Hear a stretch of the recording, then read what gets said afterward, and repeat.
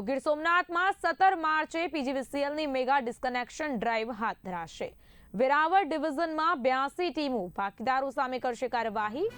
ગત ડ્રાઈવમાં એક જ દિવસમાં ₹2.23 કરોડની વસૂલાત। બિલ નહીં ભરનારના વીજ જોડાણ કપાશે તેમ કહેવું છે પીજીવીસીએલનું। રજાના દિવસોમાં પણ કલેક્શન સેન્ટર રહેશે ચાલુ।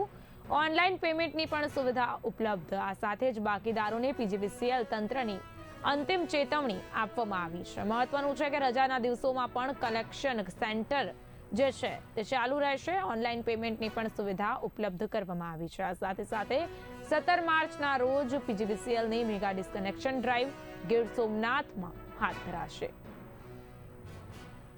2024ના રોજ પીજીવીસીએલ દ્વારા મેગા ડિસ્કનેક્શન ડ્રાઈવનું આયોજન કરવામાં આવ્યું હતું, જેમાં વેરાવળ વિભાગીય કચેરીમાં 2 કરોડ 20 લાખ જેવી માતબર રકમની વસૂલાત કરવામાં આવેલી હતી અને હજુ પણ તારીખ 17/3/2026ના ફરીથી મેગા ડિસ્કનેક્શન ડ્રાઈવનું આયોજન કરવામાં આવેલ છે। આથી તમામ વીજ ગ્રાહકોને નમ્ર અપીલ કરવામાં આવે છે કે આપની બાકી રહેતી લેણી રકમ તાત્કાલિક અસરથી લાગુ પડતા પેટા વિભાગીય કચેરીમાં જમા કરાવી દેવી અથવા તો ઓનલાઈન પણ પેમેન્ટ કરી શકે છે। તેમજ વીજ ગ્રાહકોની સવલત માટે રજાના દિવસોમાં શનિ અને રવિ તમામ પેટા વિભાગીય કચેરી ખાતે તો મહત્વની ખબર છે ગીર સોમનાથમાંથી 17 માર્ચના રોજ પીજીવીસીએલની મેગા ડિસ્કનેક્શન ડ્રાઈવ ઓનલાઈન પેમેન્ટની સુવિધા પણ ઉપલબ્ધ। બાકીદારોને પીજીવીસીએલ તંત્ર દ્વારા અપાઈ છે અંતિમ ચેતવણી। ગીર સોમનાથમાં 17 માર્ચના રોજ મેગા ડિસ્કનેક્શન ડ્રાઈવ જે છે પીજીવીસીએલ દ્વારા હાથ ધરાશે। તો આ મામલે વધુ માહિતી સાથે મારા સંવાદદાતા મિથુન જોબનપુત્રા ફોનલાઈનના માધ્યમથી જોડાઈ ગયા છે। મિથુન, ગીર સોમનાથમાં 17 માર્ચે પીજીવીસીએલની મેગા ડિસ્કનેક્શન ડ્રાઈવ, શું છે અપડેટ? ચોક્કસથી જણાવી દઉં કે વેરાવળ ડિવિઝન હેઠળ પીજીવીસીએલ દ્વારા બાકીદારો સામે કડક વલણ અપનાવવામાં આવ્યું હતું। વીજ બિલોની બાકી રકમ વસૂલવા માટે આગામી 17 માર્ચના રોજ મેગા ડિસ્કનેક્શન ડ્રાઈવ યોજવામાં આવી હતી, જેમાં એક સાથે 82 ટીમો મેદાનમાં ઉતરી બાકીદારો સામે કાર્યવાહી કરશે અને સમયસર બિલ નહીં ભરનાર માટે આ ડ્રાઈવ ચેતવણી રૂપ બની છે।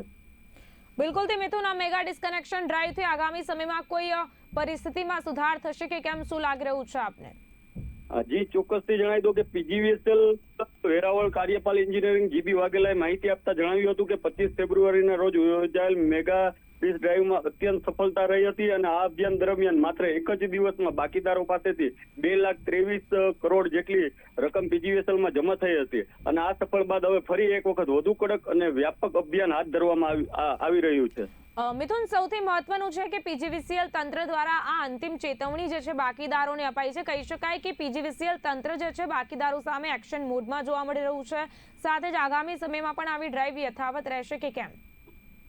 જી હા, ચોક્કસથી જણાવ્યું કે 17 માંથી યોજના આ ડ્રાઈવમાં વેરાવળ ડિવિઝનની કુલ 7 સબ ડિવિઝનોમાં 82 જેટલી ટીમ તૈનાત કરવામાં આવી હતી, જેમાંથી આકલવાડી સબ ડિવિઝનમાં 10, પ્રભાસ પાટણમાં 10, પ્રાચી ડિવિઝનમાં 14, સુત્રાપાડા ડિવિઝનમાં 10, તાલાળા ડિવિઝનમાં 10, વેરાવળ શહેરમાં 18 એમ કુલ મળી 82 ટીમો એક સાથે મેદાનમાં ઉતરી બાકીદારો ગ્રાહકોને વીજ જોડાણ કાપવાની પણ કાર્યવાહી કરી છે।